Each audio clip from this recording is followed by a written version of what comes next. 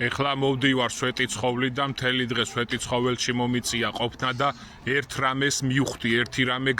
გავაანალიზე, რომ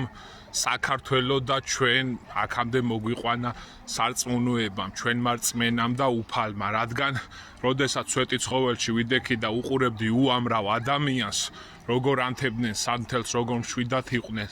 მაშინ მათთვის არც პოლიტიკა არ არსებობდა და არც არაფერი, მათთვის არც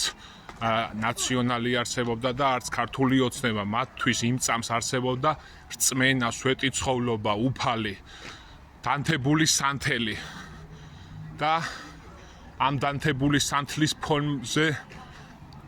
სულ სხვა ჩანდა ცხოვრება, გაერთიანებული ბედნიერი ერი დავინახე დღეს, რომელიც სანთლის შუქზე ლოცულობდა და საქართველოს მომავლისთვის ლოცულობდა თავისი ოჯახისთვის და დღეს გავაანალიზე, რომ სწორედ